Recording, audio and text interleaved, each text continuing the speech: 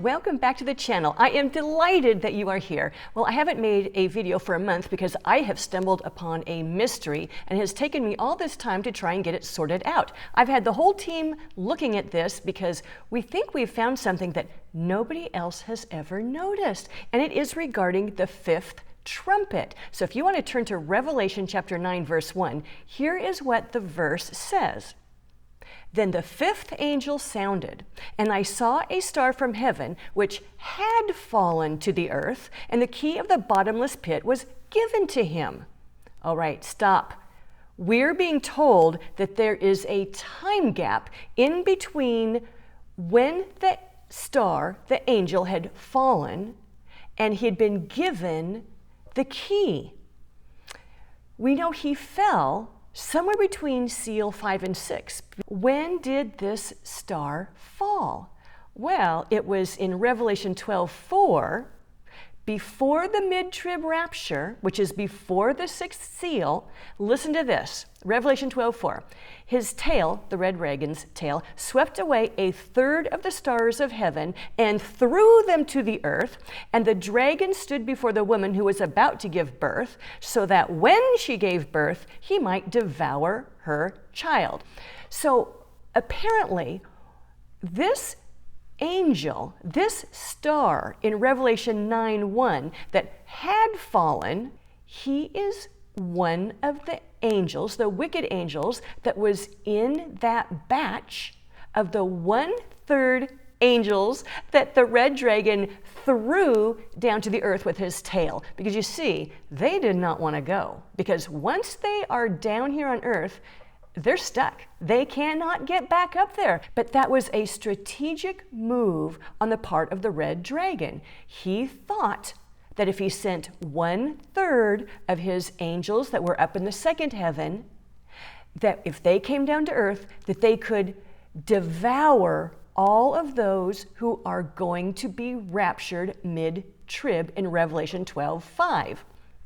Okay, so what I really wanted to point out there in Revelation 9:1 is that this angel had fallen previously. Now Revelation 9:2, he opened the bottomless pit, and smoke went up out of the pit, and the sun and the air were darkened by the smoke of the pit.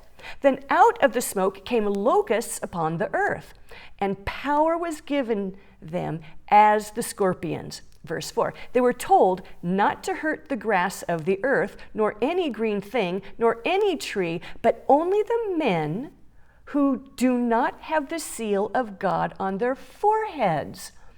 Okay, now here we have another mystery. What is that seal? Because this is going to be the remnant. It's not the same seal that the 144,000 received during the first half of the trib, because even the 144,000 are gone by this time. They are raptured with the church at mid-trib. They could not be harmed. They could not be killed. So how do we see them in Revelation 14 walking with the Lamb? Well, they had to get there via a rapture, because if they're not going to be killed, that's how they got up there. Okay, now look at Ezekiel 9:4 and 5, because a brilliant person on our team brought this passage up. So Ezekiel chapter 9, verses 4 and 5. The Lord said to him, go through the midst of the city, even through the midst of Jerusalem, and put a mark on the foreheads of the men who sigh and groan over all the abominations which are being committed in its midst. But to the others, he said in my hearing, go through the city after him and strike. Do not let your eye have pity, and do not spare.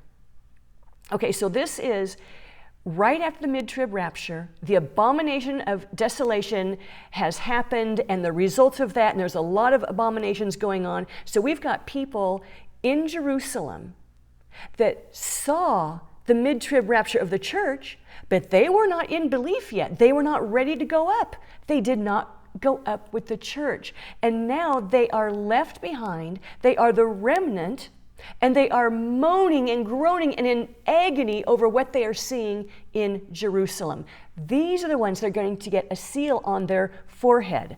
Well, and the reason why is so that they are not bitten by the scorpions for that 5 months. They are going to be protected from that event.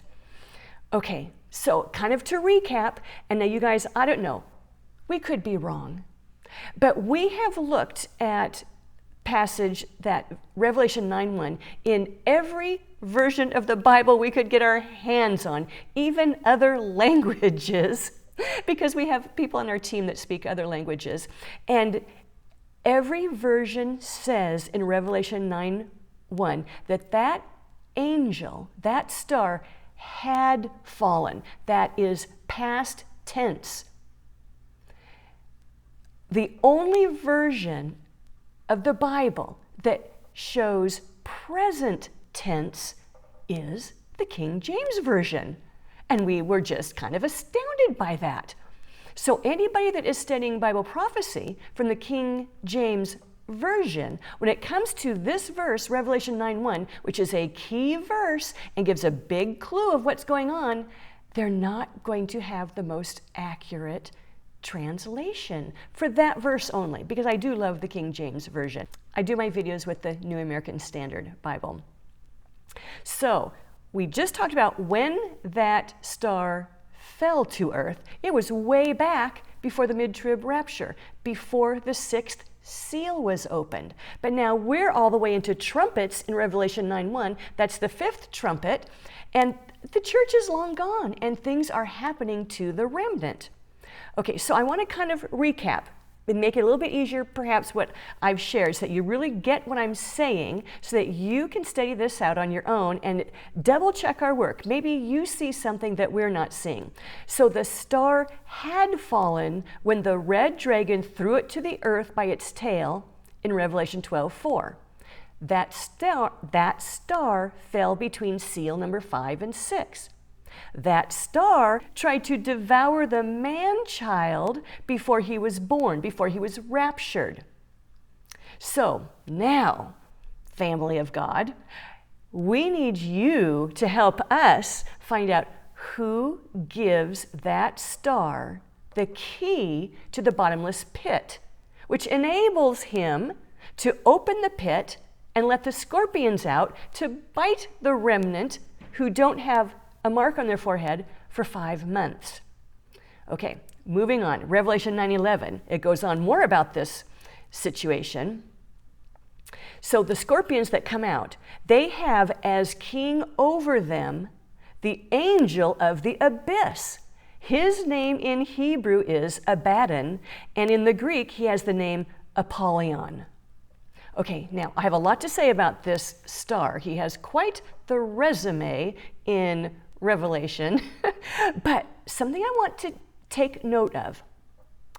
Kings have keys to their kingdom. Jesus has keys to his kingdom. So what makes this fallen star king over the abyss is because he got a key to let his prisoners out. Kind of a counterfeit of Jesus, who let his prisoners out. So we have a very interesting counterfeit going on here.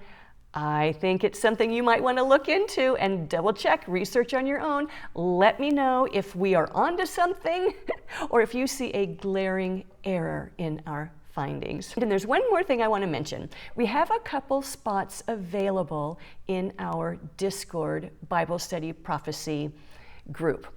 We like people who believe in the 3 raptures: the pre-trib rapture of the bride, the mid-trib rapture of the church, and the pre-wrath snatching of the wheat to the barn that Jesus told us about in the parable of the wheat and tares. And then we also believe in a post-trib ingathering of Israel back to their land, because during that 7 years, especially the second half of the tribulation, they're going to be scattered all over the place. So there's going to be an ingathering of the Jews back to Israel after the tribulation. So if you would like to join our team, study with us, we are Bible prophecy nerds. We want people that really will buckle down and help us figure these things out, do word studies, compare notes. We like to discuss things, and we're on there 24/7. So if you would like to join our team, email me in the description box. I'll put my email address, and I will contact you. All right. Thank you for being here. Thank you for listening all the way to the end. And I'll talk to you later. Bye.